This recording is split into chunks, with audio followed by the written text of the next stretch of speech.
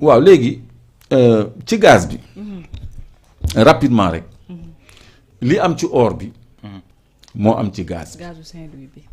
gaz bi dañu déclarer ni 14 millions et demi de mètres cubes la ñuy produire par jour en phase 1.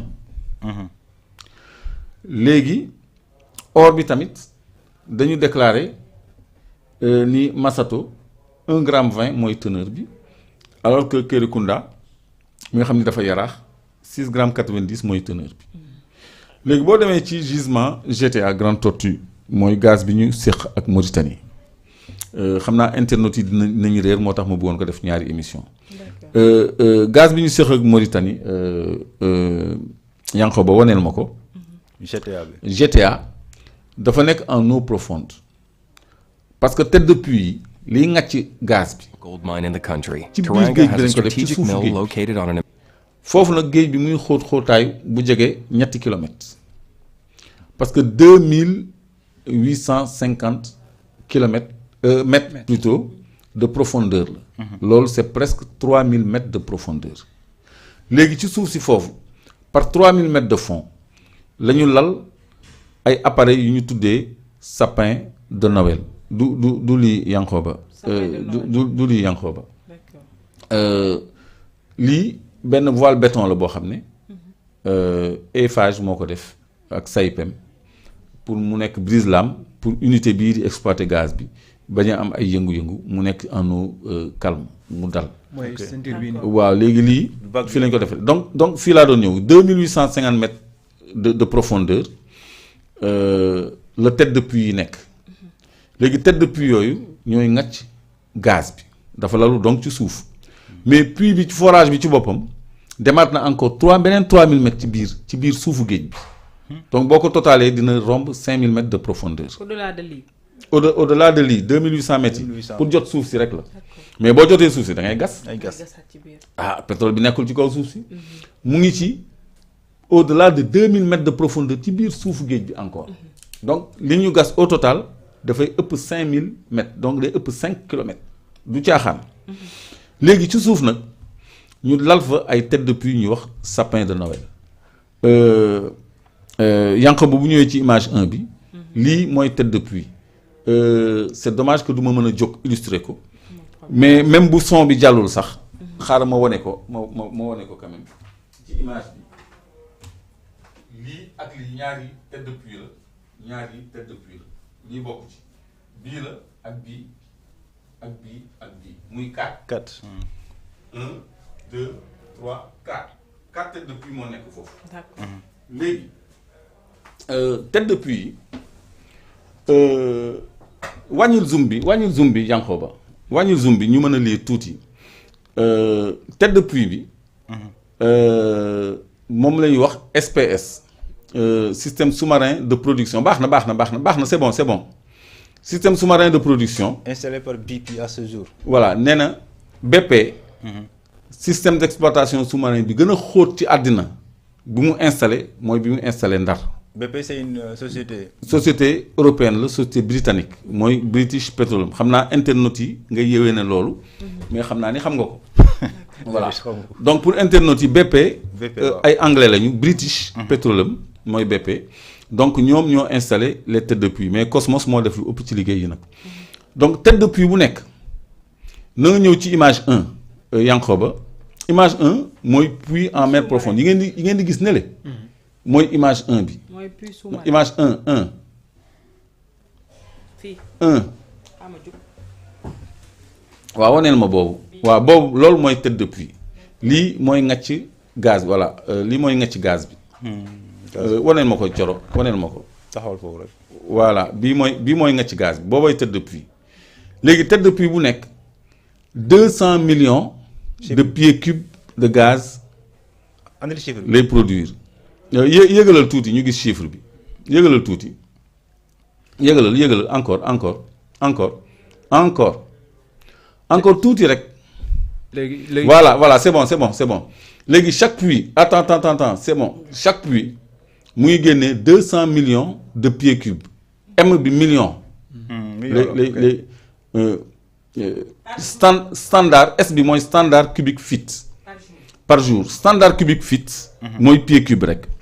pied cube un pied cube c'est 0,0282 mètres cubes 0,0282 mètres cubes mooy.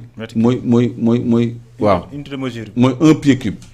donc léegi 200 millions de pieds cubes boo ko multiplier par 0,0282 da lay jox 5 640 mètres cubes par tête de puits. D'accord. 5 640 000 mètres cubes par tête de puits ñoom ñoo ko bindal seen bopp de. alors qu'il y en a 4 il y a 4 têtes de puits selon l'autre image. D'accord kon benn bi nekk nii. waaw benn bii. moo nekk nii. waaw déedéet boobu nga teg waaw ñaar yooyu waaw déedéet boobu bokk ci waaw. ak bii. waaw ak beneen waaw. moom la ñu gis fii. moom la ñu gis fii waaw. waaw 200 millions de pieds cubes maanaam 5 640 000 mètres cubes lay produire. lii mooy li ñu installé si biir. ci suuf si. si biir. waaw moom mooy lii la ñuy wax tête de puits moom mooy ngacc gaz. gaz bi ok. par jour. maanaam lii moo tegu ci suuf si. ci suuf biir géej bi. ci biir géej gi ci suufu géej bi à 2850 mètres de fond. Ok. par 2850 mètres de fond léegi ñun ñu ngi ñu déclarer une production par jour de 14 millions et demi de mètres cubes. boo ko déggee da nga ni waaw c'est énorme 14 millions et demi de mètres cubes par jour. par jour. mais quatre têtes de puits on les appelle aussi sapins de Nobel dans leur jargon boo xam ne bu ci nekk day génnee 5 640 000 mètres cubes. boo ko multiplier par 4 5 640 000 mètres cubes multiplié par 4 da lay jox 22 560 000 mètres cubes 22 millions de mètres cubes. léegi ci plan de production wu Cosmos ak BP nee nañu ñun 14 millions et demi de mètres cubes la ñuy produire je crois que les directions techniques la direction de l'énergie nous doit des explications. 22 moins 14. on fait la oui. non du 22 moins 14. 5 millions 640 000 mètres cubes la ñuy multiplier par 4 têtes de puits parce que tête de puits bu nekk loolu lay génnee. waaw kon boo ci amee 4 yaa ngi am 22 560 000 mètres cubes 22 560 000 mètres cubes. mais nous on nous a déclaré 14 millions. léegi dama bëggoon li ñu déclaré ak li ñuy am écart bi maanaam écart bi foofu laay laajte quoi. ah écart bi. li nga xam ne moom d'accord la ñu d'accord en fait. mais écart bi tu peux le calculer 22 millions moins 14 millions. 14 millions. ça te fait bon c'est calculable internet yi nañ ko calculer. da ngeen def 22 millions 560 000 moins 14 millions et demi 14 millions 500 000 donc il y a une différence. léegi loolu je crois que ñun Sénégal dañu war a waajal suñu ndaw ci formation parce que toutes les sociétés de diving yi nga xam ne ñooy def ay 8 millions 560 000 d'écart 8 millions. chaque jour chaque jour c'est énorme ça. chaque jour mais loolu am na fu muy dugg affaire dañ leen koy defal benn xam nga loolu ñun xam nañu fu muy dugg xam nga lii kenn li jënteegu ko parce que ay élection lañu nekkoon ak ay manifestation ay xeex ak seeti gars yi kaso li ñuy jaabante diggante Sébikotane Cap Manuel Rebeuss di xaar visite c'est une mais léegi loolu yëpp mu ngi suñu gannaaw. mais ba léegi de 8 millions. par jour 560 000.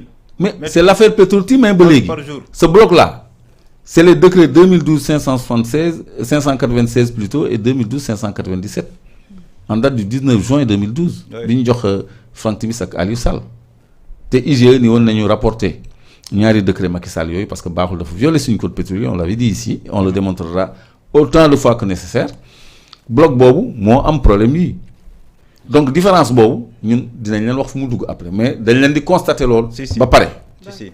xam nga comme li ñu leen constater loolu ci or bi.